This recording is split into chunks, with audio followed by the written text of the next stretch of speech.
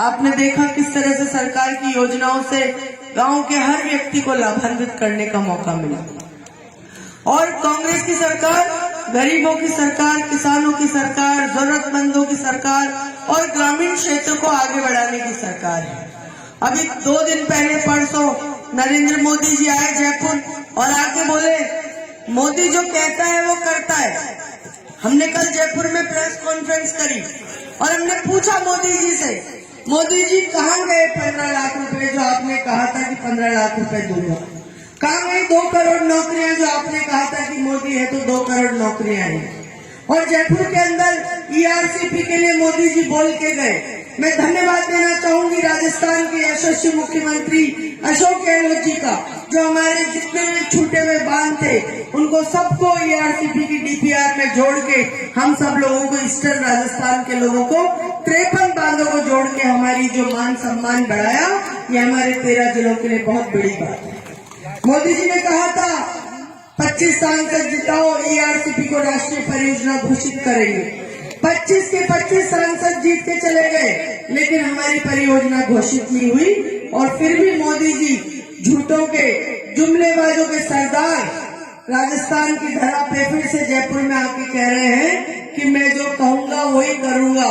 तो मोदी जी, आपने मन में, आपके मुंह में राम, बगल में छुरी जैसी हालात हो रहे हैं। मुंह पे आप धार्मिक बातें करते हो और अंदर से हिंदुस्तान के लोगों का गला भी काट रहे हो, उनका पेट भी काट रहे हो। गरीब आज किस तरह से अपने परिवार को आगे बढ़ा रहा है वो गरीब आदमी समझ रहा है। राजस्थान की सरकार 500 का सिलेंडर दे रही है, 1000 रुपए आपको पेंशन दे रही है और 25 लाख का बीमा। पूरे देश हिंदुस्तान में किसी भी राज्य में 25 लाख का बीमा नहीं है, जो राजस्थान की सरकार आप सबके लिए अनिवार्य तौर पे कर रही है।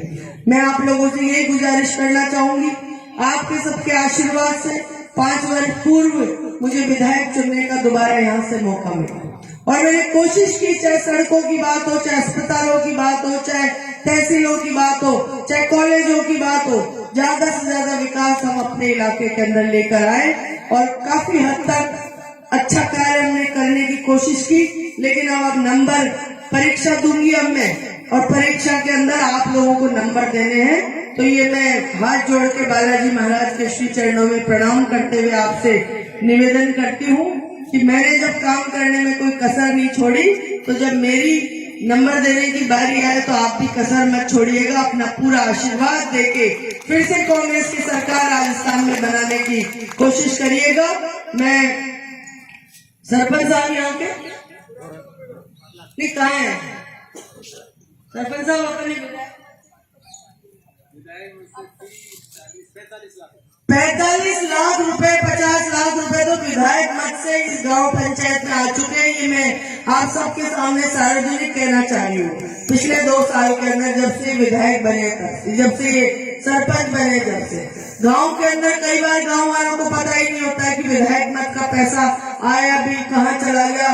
इसलिए मैं आप लोगों के सामने कहना चाहती हूँ, कई बार कई गाँव में मैं जाती हूँ, आम जनता कहती साहब आपने तो एमएलए कोटे का पैसा ही नहीं दिया।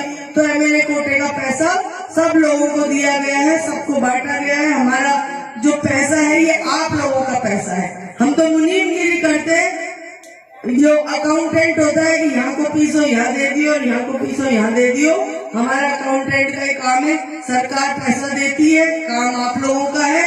इसलिए मैं ये कहना चाहती हूँ कि जब हमारा नंबर आए नंबर देने का, तो आप 100 में से कितने नंबर दोगे ये तो आपकी मर्जी है। लेकिन मैं तो बालाजी महाराज के स्थान पे ये कहना चाहती हूँ कि दोबारा से मौका दीजिएगा काम करने का।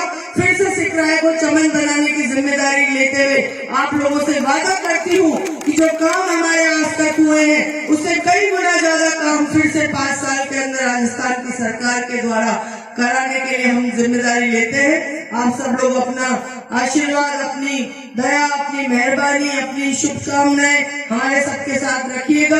आपने सबने जो स्वागत सत्कार किया उसके लिए आपका बहुत बहुत धन्यवाद देते हुए ईश्वर से कामना करूंगी कि आपका और मेरा प्यार, प्रेम और भाईचारे का रिश्ता इसी तरह से बना रहे। आपको बहुत बहुत धन्यवाद। वो बैसला जी का बेटा अभी नजर आए थे मुझे, ठेकेदार जी कहाँ है? गायक कलाकारों को 1,66,00,000 का है, 96 लाख का, लगभग 2 करोड़ का अस्पताल बनेगा। ये कितनी बड़ी बिल्डिंग बनेगी आप खुद देखिएगा।